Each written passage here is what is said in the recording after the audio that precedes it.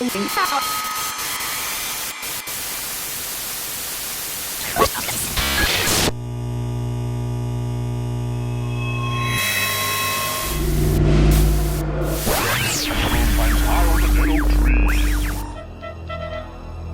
creeps with eerie eyes.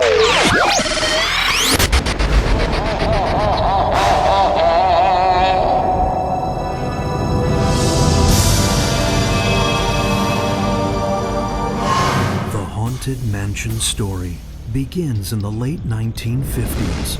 Walt Disney asked artist and Imagineer Harper Goff to make some sketches and designs for a walk-through haunted ghost house. In the late 40s and around 1950, Walt used to come up here to the Bay Area. There's a Fairyland in Oakland. It was a little theme park, and I think Walt was planning kind of to do something similar to that on his, near his studios down south. And so he had his art director, Harper Goff, do some work designing a theme park similar to Fairyland. Yale and I built a full-scale room in one of the sound stages to show Walt what these illusions would look like full scale. And he just loved them. And we used to bring in guests, like the tour guides from Disneyland would come up, and we would run all of our illusions for them.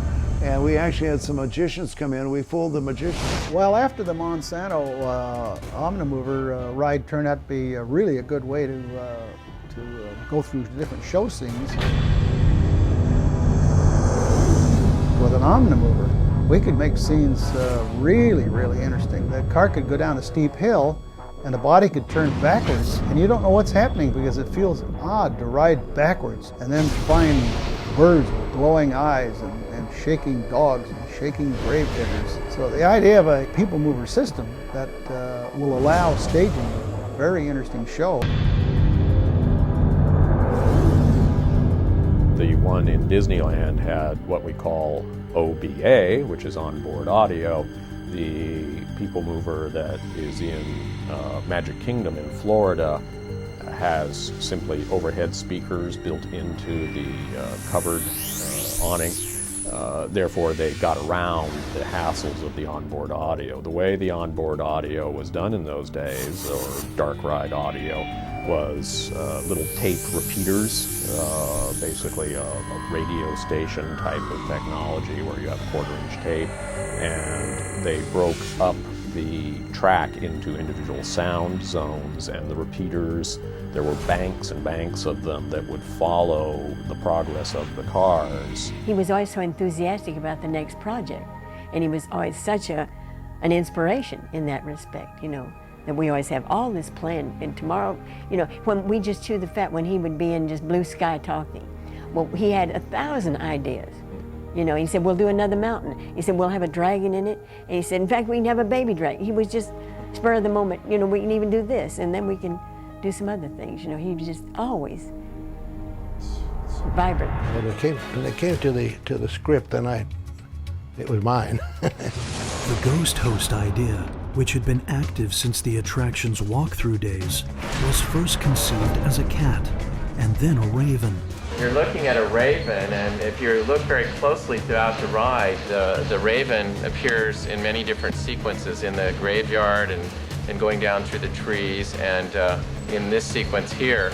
And I have found very early soundtracks that have the raven as narrator. Well, it's really obnoxious. Caw! Caw! He chose the coward's way! Caw!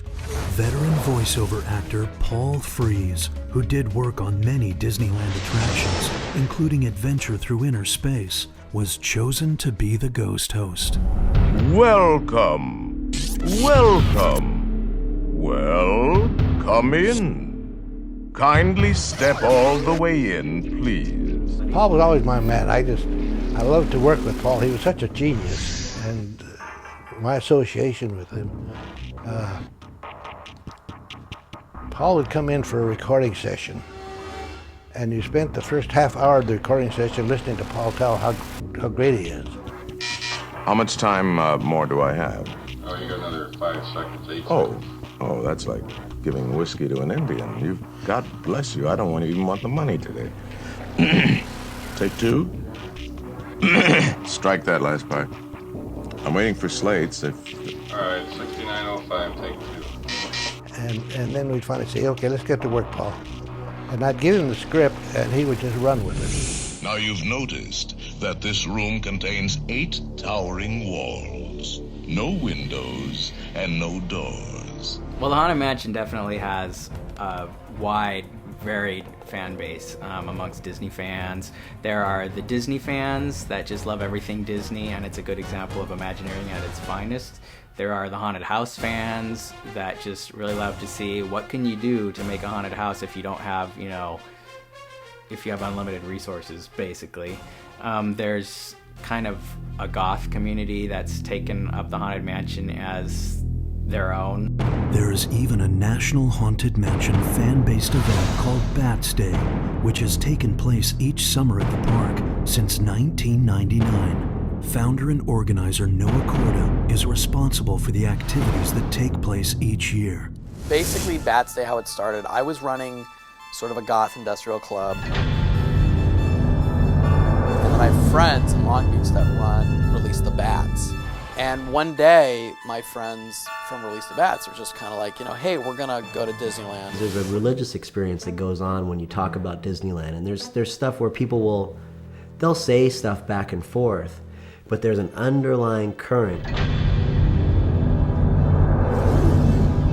You'll see it when X Atencio comes up and he talks and he says something, or you'll see it when Bob will talk about Walt or these kind of things, and you really, really get this collective love that these people have. It just turned out great. It's a marvelous experience. Jesus, the best of my life was working with him. I never intended to stay working for Disney, and I stayed 31 years because I couldn't stand to quit. You know, it was just one of those things. Every project was so interesting. It was a carrot on the stick. I think, well, now I'm ending, now I'll quit. No, then something was coming up that would be so interesting. I think, well, I'll stay for that.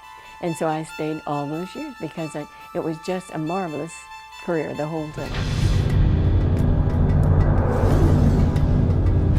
So then they said, now we're going to film you guys, and we're going to make you up, your face and everything, maybe from here up, as a bust, plaster bust.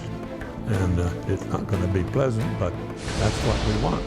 Then they put our head in a vise, our neck in a vise, so we couldn't move. We could animate all we wanted, but we couldn't move our head.